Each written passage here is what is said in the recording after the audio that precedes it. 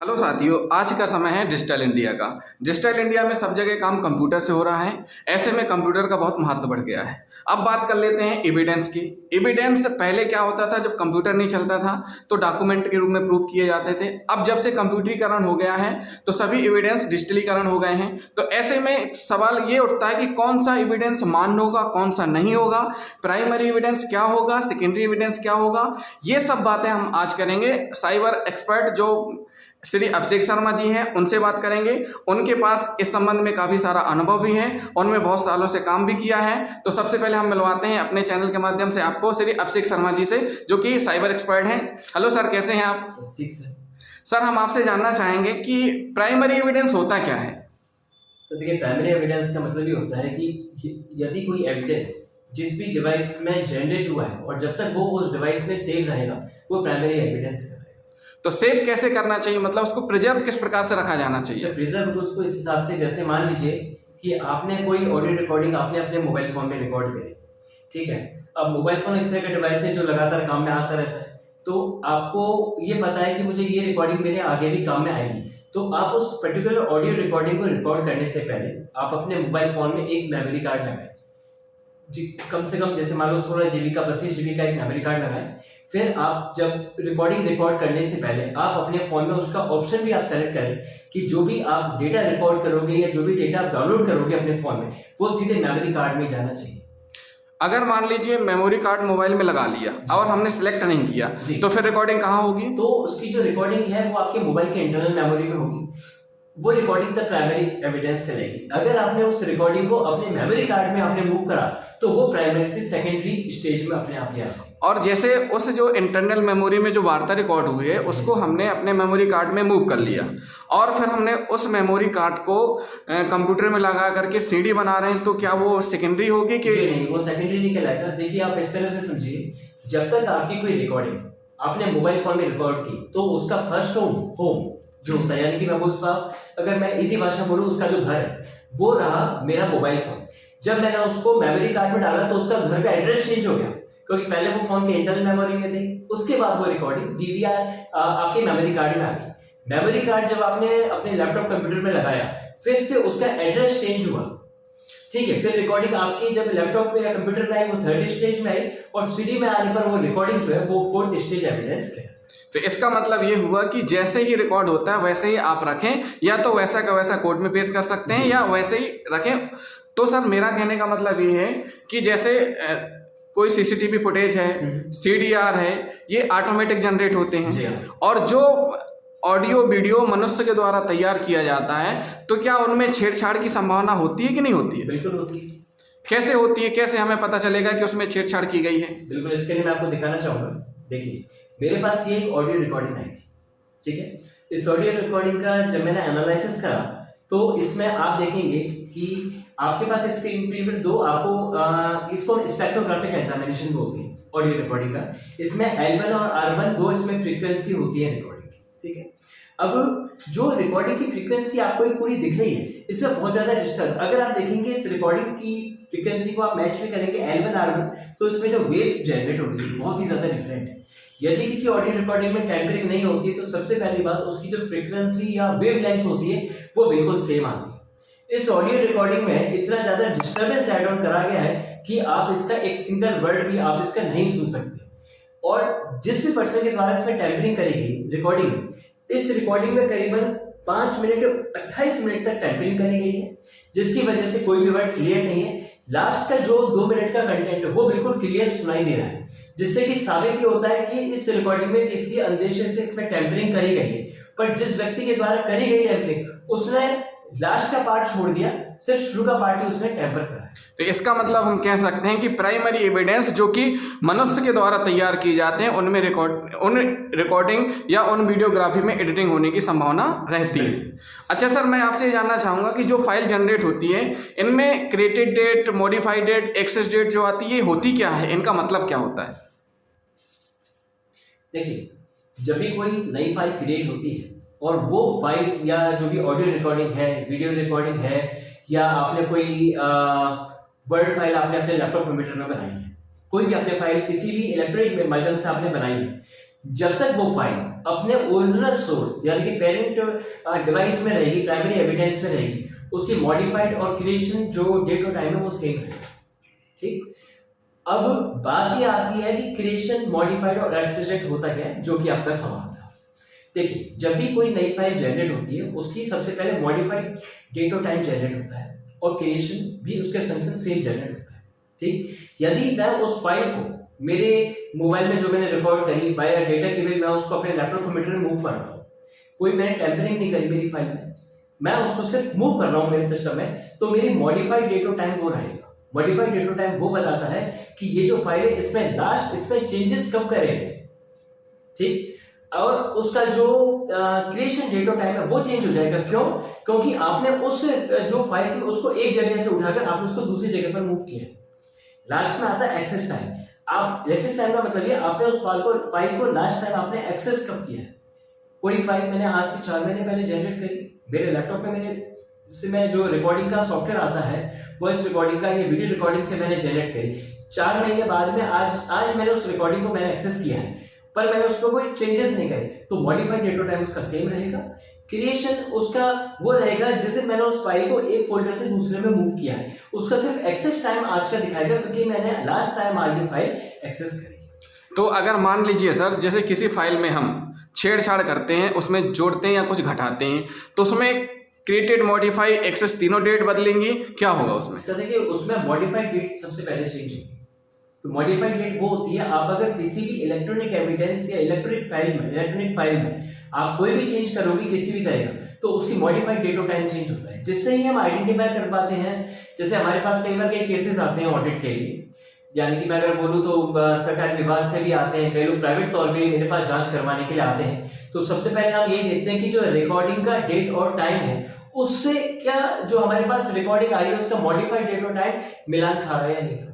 अगर मिलान नहीं हो रहा है दैट मींस आइदर वो रिकॉर्डिंग टेम्पर्ड है या फिर उस रिकॉर्डिंग में कुछ ना कुछ पार्ट उसका आगे या पीछे का बीच का कट कर उसको वापस से सेव करा जाए, जिसकी वजह से उसका मॉडिफाइड डेट और टाइम है वो अपडेटेड शो। तो हमें फाइल की ऑथेंटिसिटी के लिए, मतलब ये फाइल सही है वेरीफाई के लिए, एक हैश वैल्यू नाम आता है, कहते हैं हैश वैल्यू निकालना जरूरी रहता है। तो हैश वैल्यू होता क्या है और हैश वैल्यू फाइंड कैसे करते हैं? तो पहला प्रश्न हमारा है कि हैश वैल्यू होती क्या है? देखिए, जैसा कि हम सभी जानते हैं कि हमारा सबका एक आधार कार्ड नंबर होता है। ठीक है, आधार कार्ड नंबर जो है वो आपका जो नंबर है वो आपका ही रहेगा। आपका जो आधार कार्ड नंबर है वो मुझे अलॉट नहीं हो सकता, क्योंकि आपका जो आधार कार्ड नंबर है वो आपके फिंगरप्रिंट से, आपके रेटिना, 2 चीजों से स्कैन होता है। ठीक है, उसी तरह से आप ये माने कि जो भी इलेक्ट्रॉनिक फाइल होती है, ऑडियो रिकॉर्डिंग, वीडियो रिकॉर्डिंग या कोई भी इलेक्ट्रॉनिक फाइल जो इलेक्ट्रॉनिक मीडिया से जनरेट हुई है, उसका एक यूनिक नंबर होता है। ठीक है, और वो नंबर तब तक चेंज नहीं होता है जब तक आप उस फाइल में किसी भी तरह का कोई चेंज करके आप उसको वापस से सेव ना करें, या आप उसमें चेंज करके आप जब उसकी वापस से जनरेट करोगे उसकी हैश वैल्यू चेंज हो जाती है। तो इसका मतलब ये है सर कि अगर एक डॉट भी लगा दिया गया एक्स्ट्रा या कुछ डॉट कम भी कर दिया गया तो हैश वैल्यू चेंज हो जाएगी। बिल्कुल चेंज होती है। तो उससे ये पता चलेगा कि उसमें टेम्परिंग हुई है या नहीं हुई है। अगर हैश वैल्यू दोनों की सेम है तो क्या माना जाएगा सर? उस रिकॉर्डिंग में कोई टेम्परिंग नहीं हुई है। तो सर हैश वैल्यू निकालते कैसे हैं? देखिए, इसके लिए सर हैशकैल्क के नाम से एक सॉफ्टवेयर आता है, HASH फ्री वर्जन सॉफ्टवेयर है। आप इसको कोई भी इसको परचेज कर सकता है इजीली गूगल से। सबसे पहले आप जैसे आप मेरी स्क्रीन पे देखेंगे, ये हैशकैल्क सॉफ्टवेयर का स्क्रीन दिख रहा है आपको? हाँ दिख रहा है। ठीक है, यहाँ पर 3 डॉट्स आते हैं, तो 3 डॉट्स पे आप क्लिक करोगे तो ये आपसे पूछेगा आपको किस फाइल की आपको हैश वैल्यू निकालनी है। आपको अपनी फाइल सेलेक्ट करनी पड़ेगी। सेलेक्ट करके जैसे ही आप कैलकुलेट के ऊपर क्लिक करते हैं तो जो इस तरह से नंबर आपकी स्क्रीन पर आपको अल्फान्यूमेरिक एक डिजिट आपकी स्क्रीन पर आपको शो हो जाएगी। ये मेरी रिकॉर्डिंग की हैश वैल्यू। अगर मैं इस रिकॉर्डिंग में एक नैनो सेकंड का भी चेंज करता हूँ, हालांकि नैनो सेकंड से कोई फर्क नहीं पड़ेगा आपकी रिकॉर्डिंग में, ठीक है, अगर मैं नैनो सेकंड का भी चेंज करता हूँ और इस रिकॉर्डिंग को मैं वापस से सेव करता हूँ तो ये वाली हैश वैल्यू कभी भी वापस नहीं आएगी। तो साथियों, ये हुआ प्राइमरी एविडेंस के बारे में। प्राइमरी एविडेंस के बारे में हमने बताया। अब सर हम थोड़ा जानना चाहेंगे सेकेंडरी एविडेंस क्या होते हैं। तो सेकेंडरी एविडेंस जब दिए जाते हैं तो सबसे पहले हम आपसे पूछेंगे सेकेंडरी एविडेंस होते क्या है, इसके बारे में आप बता दीजिए। देखिए, जैसे मैंने बताया प्राइमरी एविडेंस जिस डिवाइस में स्टोर हुआ है, अगर आप उस डिवाइस से उस रिकॉर्डिंग या किसी भी डेटा को निकाल कर आप किसी दूसरे डिवाइस में सेव करते हो तो वो जो एविडेंस है अपने आप ही सेकेंडरी एविडेंस है। इसका मैं एक एग्जांपल आपको देना चाहूंगा सर और आपके सभी व्यूअर्स को भी। सपोज सीसीटीवी कैमरा होता है, उसमें मैंने कोई रिकॉर्ड हो रही है मेरे पास बाय डिफॉल्ट। जब तक वो रिकॉर्डिंग मेरे सीसीटीवी कैमरा की मैं लगी हुई हार्ड डिस्क में रिकॉर्ड होगी या वो रिकॉर्डिंग मेरे क्लाउड स्टोरेज पर रिकॉर्ड होगी, वो रिकॉर्डिंग मेरी प्राइमरी एविडेंस कराएगी। अगर मुझे उस वीडियो रिकॉर्डिंग को लेना है तो डायरेक्ट तो मैं उसको लैपटॉप या कंप्यूटर में लगाकर ले नहीं सकता। उसको लेने के लिए मुझे मेरे डीवीआर में पहले एक पेन ड्राइव लगाना पड़ेगा या यूएसबी पोर्ट के माध्यम से मुझे उसमें एक मेमोरी कार्ड लगाना पड़ेगा। जब मैं उस रिकॉर्डिंग का एक्सपोर्ट करूंगा वो रिकॉर्डिंग मेरे सीधे मेमोरी कार्ड या फिर मेरे पेन ड्राइव में आई, तो जैसे ही वो रिकॉर्डिंग उस डीवीआर से मेरे पेन ड्राइव में आई, वो जो रिकॉर्डिंग है वो अपने आप सेकेंडरी एविडेंस है।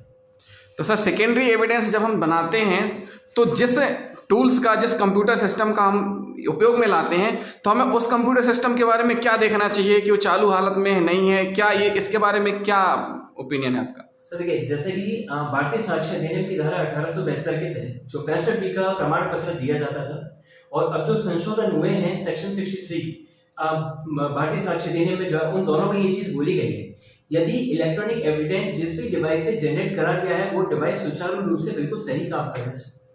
यहाँ तक कि सरकारी विभाग भी जो भी कार्रवाई करते हैं वो भी अपने 65B प्रमाण पत्र में ये लिखते हैं कि जिस लैपटॉप कंप्यूटर के द्वारा हमारे द्वारा ट्रांसक्रिप्शन तैयार की गई, सीडी तैयार की गई, वो लैपटॉप कंप्यूटर सुचारू रूप से बिल्कुल सही काम कर रहा है। सही काम करने का मतलब यह है उसमें जो उसका हार्डवेयर है यानी कि उसका जो कीबोर्ड, माउस, मॉनिटर या सीपीयू या फिर अगर मैं बात करूं जो लैपटॉप है उसमें हार्डवेयर के तौर पर कोई भी टेक्निकल उसमें फॉल्ट नहीं होना चाहिए। जो सॉफ्टवेयर उसमें काम में लिए गए, सॉफ्टवेयर यानी कि मैं माइक्रोसॉफ्ट का कोई विंडो काम में ले रहा हूँ, लाइनक्स का ऑपरेटिंग सिस्टम काम में ले रहा हूँ, एप्पल का मैकबुक कोई काम में ले रहा हूँ, या मैं कोई फॉरेंसिक टूल जैसे कि फॉरेंसिक ऑपरेटिंग सिस्टम जैसे कि पैरेट ओएस हो गया और भी कई ओएस आते हैं, वो सभी अपडेटेड होने चाहिए। आउटडेटेड या पुराने वर्जन के नहीं होने चाहिए, पहली बात वो अपडेटेड होने चाहिए। सभी सॉफ्टवेयर आपके परचेज करे हुए होने चाहिए।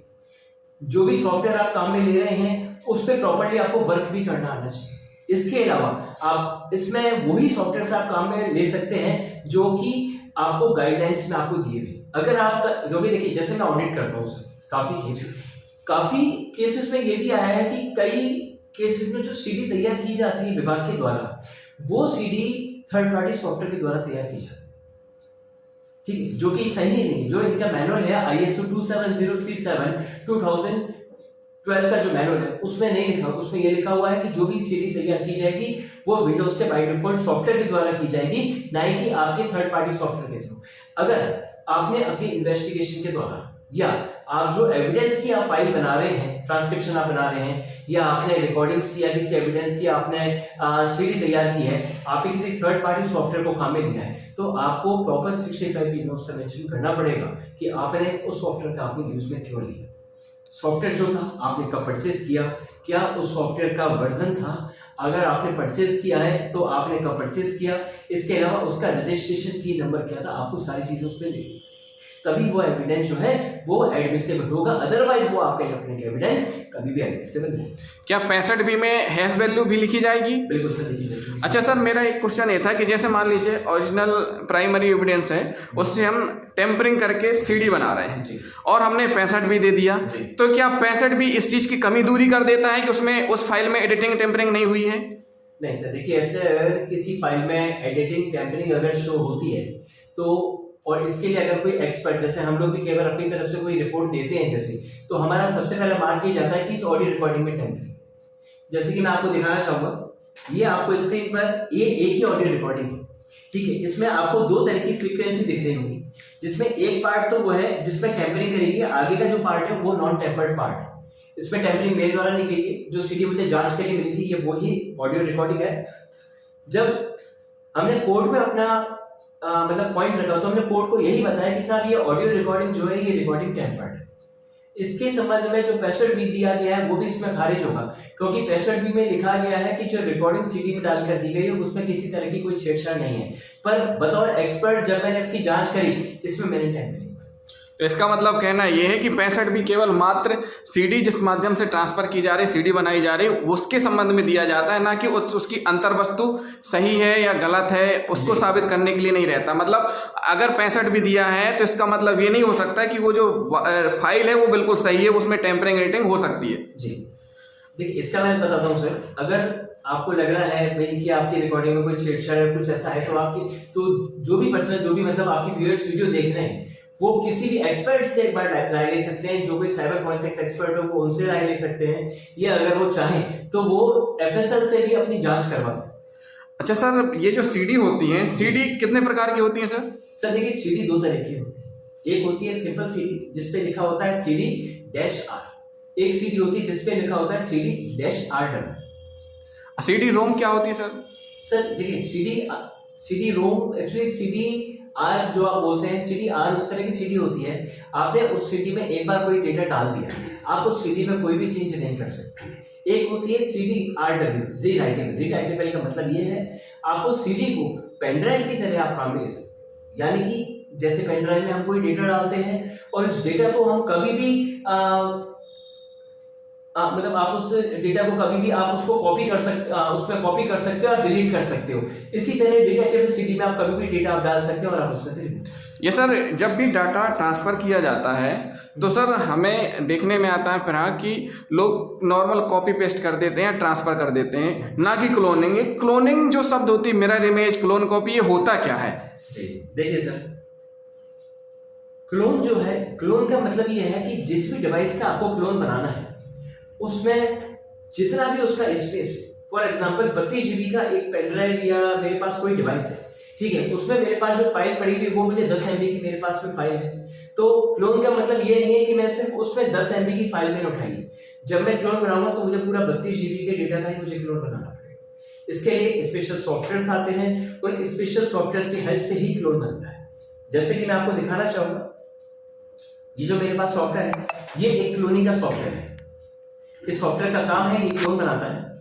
जैसे कि आप देखेंगे इसमें आ रहा है ड्राइव क्लोन, या उसमें आता है क्लोन डिस्क। जैसे हम क्लोन डिस्क वाले ऑप्शन पर क्लिक करते हैं, इस तरह के एक विजार्ड आपको ओपन दिखेगा। सबसे पहले आपको इसमें आपके हार्ड डिस्क के पार्टीशंस दिख रहे हैं जैसे मेरे, पर अगर आप क्लोन बनाएंगे तो सबसे पहले आपको इसमें वो दिखेगा कि आपका सोर्स डिवाइस कौन सा है, यानी कि आपको किस डिवाइस से किस डिवाइस का आपको क्लोन बनाना है। पहले आप इस पे वो सेलेक्ट करेंगे, उसके बाद यहाँ पर नीचे ऑप्शन आता है सेलेक्ट बाय सेक्टर। ध्यान रखें साथियों, जब भी क्लोन बनाया जाता है तो हमेशा बिट बाय बिट का होता है, यानी कि आपके जो भी स्टोरेज डिवाइस है उसमें जो भी मिनिमम से मिनिमम साइज होता है इसका स्टोरेज का, उसका भी आपको कॉपी करना चाहिए। जैसे कि इस पे भी लिखा है sector by sector copy, all sector of the disk will be copied, used और अनयूज्ड। जब तक आप इस पे क्लिक नहीं करेंगे तब तक आपका जो क्लोन है वो प्रॉपर क्लोन नहीं है। तो देखिए, सबसे पहले मैंने मेरा सोर्स क्लिक करा, उसके बाद मैं इस पे जब नेक्स्ट पे क्लिक करके मैं अपना डेस्टिनेशन क्लिक करूंगा। डेस्टिनेशन में क्लिक करके जब मैं नेक्स्ट पर मेरा क्लिक करता हूं तब वो वापस से मुझे डेटा कंफर्म करता है। देन मुझे ये एक वार्निंग देता है कि आपके जो भी स्टोरेज डिवाइस में डेटा है वो सारा डेटा डिलीट हो जाएगा, वाइप हो जाएगा। जैसे ही मैं यस करता हूं उसके बाद में इसका प्रोसीजर स्टार्ट होता है क्लोनिंग का, और जब पूरा क्लोनिंग का प्रोसीजर हो जाता है उसके बाद एक मैसेज आता है कि आपके डिवाइस का क्लोन बन चुका है। यदि आपको कोई क्लोन के नाम पर सिर्फ ऑडियो रिकॉर्डिंग की कॉपी करके देता है, यानी कि मान लीजिए कि कोई डिवाइस है उसमें 10 रिकॉर्डिंग है, आपको सिर्फ पर्टिकुलर एक ऑडियो रिकॉर्डिंग कॉपी करके दे दी, तो जो आपका वो डिवाइस है ना, या जो आपको क्लोन मिला है वो क्लोन नहीं कहलाएगा, वो सिर्फ डब सीडी कहलाएगी या डब डेटा कहलाएगा, वो प्रॉपर क्लोन कभी भी नहीं कहलाएगा। तो सर हम अंतर कैसे पता चलेगा? जैसे हमें कोई सीडी मिली है और उसमें ये कहा जा रहा है कि क्लोन ही है, ये क्लोन कॉपी है, तो हम कैसे बता पाएंगे कि ये जो सीडी है क्लोन कॉपी नहीं है या किसी और सॉफ्टवेयर का यूज करके बनाई गई है या क्लोन नहीं है? देखिए, जब भी आपको क्लोन मिलता है तो आपका जो डिवाइस है ना, यानी जो आपको क्लोन मिला है उसमें आप देखिएगा सबसे पहले आपको एक प्राइवेट नाम का एक फोल्डर बनेगा। उसके अंदर आपको सोनी, मेरे पास जो मैंने क्लोन बनाया था मैंने सोनी कंपनी के DVR से बनाया था, इसलिए मेरे पास सोनी आ रहा है। हो सकता है आपके पास में ओलंपस का नाम आ जाए या फिर फिलिप्स का, अदर किसी चाइनीज कंपनी का नाम आ जाए। जो सेकंड ऑप्शन है DVR की जानकारी देता है कि DVR कौन सा था। थर्ड है रिकॉर्ड फाइल, ये बताता है कि सब फोल्डर सोनी के अंदर कौन सा सब फोल्डर था। उसके अंदर फिर फोल्डर 1 2 3 4 5 इस तरह से फोल्डर्स बने होते हैं। देन इन फोल्डर्स के अंदर ऑडियो रिकॉर्डिंग होती है। जब भी आपको क्लोन मिलेगा, आपको 3 फाइल्स इसमें मुख्य रूप से मिलेंगी। पहला प्राइवेट नाम का फोल्डर मिलेगा, सेकंड मिलेगा आपको म्यूजिक नाम का फोल्डर, थर्ड आपको फाइल मिलेगी वो होती है कैपेबिलिटी के नाम से। कैपेबिलिटी फाइल ये बताती है कि जिस वॉइस रिकॉर्डर में आपने रिकॉर्डिंग रिकॉर्ड करी है उसकी टेक्निकल इंफॉर्मेशन क्या थी, उसका सॉफ्टवेयर वर्जन क्या है, वो फर्स्ट कब यूज में लिया गया था। इस तरह से उसमें कुछ टेक्निकल पॉइंट्स, काफी सारी डिटेल्स होती हैं जो आपको सिर्फ क्लोन लेने पर ही आपको। अच्छा सर, ये जो रिकॉर्डिंग होती है ये हमें कैसे पता चलेगा कि मोबाइल की रिकॉर्डिंग है या डीवीआर की रिकॉर्डिंग है या अदर डिजिटल इंस्ट्रूमेंट से रिकॉर्ड किया गया है? जी देखिए सर, इसमें मैं आपको बताना चाहूँगा, जैसे अगर कोई ऑडियो रिकॉर्डिंग होती है तो हम इसमें देखते हैं कि रिकॉर्डिंग कितने गीगाहर्ट्ज पर रिकॉर्डिंग रिकॉर्ड हो रही है। ठीक है, जब भी कोई रिकॉर्डिंग अगर मोबाइल फोन में रिकॉर्ड होती है तो उसकी जो गीगाहर्ट्ज की वैल्यू होती है वो 8000 गीगाहर्ट्ज होती है ओनली, क्योंकि मोबाइल की कैपेसिटी कम होती है, वो उतना वाइडली डेटा आपका कैप्चर नहीं कर पाता है। जबकि जो वॉइस रिकॉर्डर होते हैं वो स्पेशली आपकी वॉइस रिकॉर्ड करने के लिए बनते हैं, तो उसमें जो आपकी रिकॉर्डिंग होगी वो 44100 गीगाहर्ट्ज से लेकर 48000 गीगाहर्ट्ज तक आपकी रिकॉर्डिंग रिकॉर्ड होगी। वो डिपेंड करता है कि आपने अपने ऑडियो रिकॉर्डिंग में कौन सा फॉर्मेट आपने ले रखा है, आपने MP3 ले रखा है या आपने वेव फॉर्मेट ले रखा है। अगर आप MP3 फॉर्मेट लेते हैं तो जो आपकी फाइल है वो कंप्रेस्ड होकर होगी थोड़ी, अगर आप वेव फॉर्मेट लेते हैं तो आपकी फाइल में कोई चेंजेस नहीं होगा, जो फाइल है वो जैसी उसमें रिकॉर्ड हुई है एज इट इज वो आपकी वैसी है। ये सर पता कैसे चलता है कि MP3 फॉर्मेट है या वेव फॉर्मेट है? सर देखिए, इसके लिए जब आप रिकॉर्डिंग पर राइट क्लिक करते हैं,